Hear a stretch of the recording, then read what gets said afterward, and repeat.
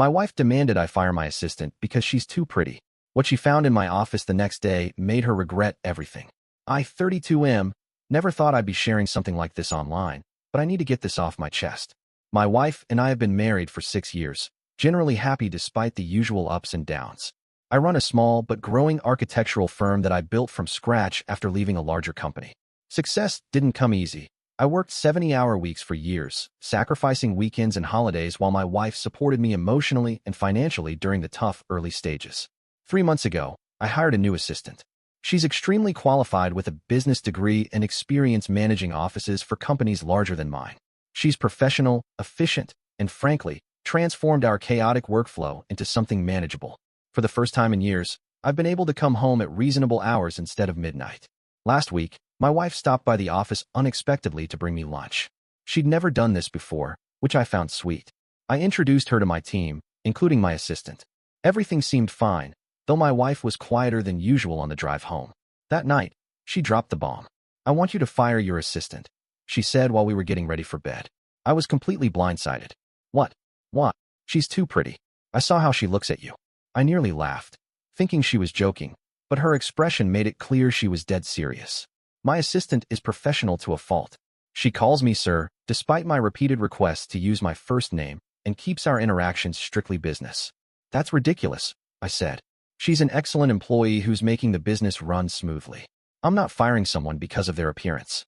My wife's face hardened. So you admit you find her attractive? That's not what I said. I'm saying her appearance has nothing to do with her job performance, which is excellent. The argument escalated. My wife insisted she'd seen the way we interact and claimed there was obvious chemistry. I tried explaining that what she was seeing was simply professional rapport, but she wouldn't hear it. Either she goes, or I go, she finally declared before grabbing her pillow and heading to the guest room. I spent the night staring at the ceiling, completely baffled. My wife had never shown this level of jealousy before. We'd always had a trusting relationship. Something wasn't adding up. The next morning, she left for work without speaking to me. I decided to go to the office early to clear my head. While reviewing my assistant's recent work, she'd organized our chaotic client files and created a new scheduling system. I had a realization. My wife wasn't seeing things clearly because she'd never actually seen me in my professional environment before. She'd supported me for years, but had never witnessed me running my business or interacting with my team. I texted my wife, "I understand your concerns. I'm not going to make any hasty decisions, but could you meet me at the office after work today? There's something I want to show you." She replied with just a thumbs up emoji. That day, I asked my assistant to pull together our project timeline for the downtown renovation, our biggest client. She efficiently gathered everything, explaining each phase clearly during our team meeting. When my wife arrived that evening around 6 p.m., most of the staff had left. My assistant was still there finalizing some paperwork. I could see my wife's jaw tighten when she spotted her. "Come into my office," I said gently. I closed the door and gestured to my desk, where I'd laid out photos of all our projects from the past 5 years, along with financial statements showing the company's growth. "Do you know what's different about the last 3 months?" I asked. My wife shrugged, clearly not in the mood for games. "For the first time, I'm not doing everything myself. Look at this calendar." I showed her my schedule before and after hiring my assistant. I used to work until midnight most days.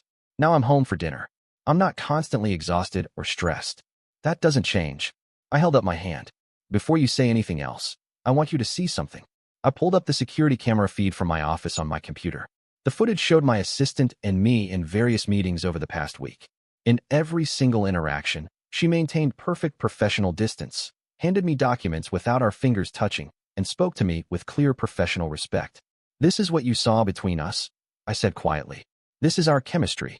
She's good at her job, and I appreciate that." That's it. My wife was silent, staring at the screen. "I'm not going to fire someone who's excellent at their job because of unfounded jealousy," I continued. "But I want to understand where this is coming from. This isn't like you." She sat down heavily in my office chair, her anger seeming to deflate. "I don't know. When I saw her, something just clicked in my head. She's beautiful, she spends more time with you than I do, and she helps you in ways I never could with your business. Is that what this is about?"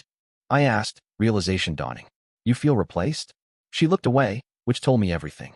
"You were struggling for years, and I couldn't help beyond moral support. Then she comes in, and suddenly everything's better." I knelt in front of her chair. "The only reason I was able to hire her is because of you. You supported us when this business was nothing. You believed in me when no one else did. She's processing paperwork and managing schedules. You built the foundation that made all of this possible. She wiped at her eyes. I guess I got insecure. When I saw her, I realized I don't know this part of your life at all. I've never seen you as the boss, in your element. You seem different, confident, authoritative, with someone who looks like her always by your side. Just then, there was a knock at the door. My assistant poked her head in, unaware of our conversation. Sorry to interrupt, sir. I finished the Henderson portfolio and wanted to let you know I'm heading out. Oh, she noticed my wife. Good evening, ma'am. I didn't realize you were here. My wife straightened up. Actually, could you come in for a moment? I tensed, having no idea what my wife was about to say. My assistant stepped in, maintaining a respectful distance. I owe you an apology, my wife said, surprising us both. I made some assumptions that weren't fair. Thank you for helping my husband build his business and for making it possible for him to come home at reasonable hours. My assistant looked momentarily confused but recovered quickly. I'm just doing my job, ma'am.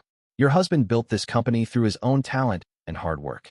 I'm grateful for the opportunity to be part of it. After she left, my wife turned to me. I was wrong. I'm sorry. Later that night at home, we had a longer conversation. She admitted she'd been feeling disconnected from my work life, which had always been such a huge part of who I am. The assistant situation had just been a trigger for deeper insecurities. I was afraid you'd find her more interesting than me, she confessed. She understands your work in ways I never will. That's her job, I reminded her. She doesn't understand me like you do. She doesn't know how I like my coffee or which side of the bed I prefer. She doesn't know my fears or dreams. We agreed to make some changes. I'd share more about my workday, not just the problems, but the successes too. She'd stop by the office for lunch once a week so she could feel more connected to that part of my life. And most importantly, we promised to talk about insecurities before they exploded into ultimatums. The next day, my wife sent a small gift basket to the office with a note apologizing to the entire team for monopolizing the boss's attention the day before. My assistant handled it with perfect professionalism, of course. It's been a few weeks now, and things have been better than ever. My wife has even asked my assistant for advice on potentially starting her own business, something she'd always dreamed about but never pursued. Looking back, what could have been a disaster turned into an opportunity for growth. My wife saw that her fears were unfounded, and I realized I'd been keeping my work life too separate from our marriage. Sometimes what seems like jealousy is really just a fear of being left behind or forgotten. I'm sharing this because I nearly fired an excellent employee based on unwarranted jealousy, which would have hurt my business and our marriage in the long run. Instead, by confronting the real issue head-on, we ended up stronger. If you're facing a similar situation, look deeper than the surface accusation. There's usually something more meaningful underneath.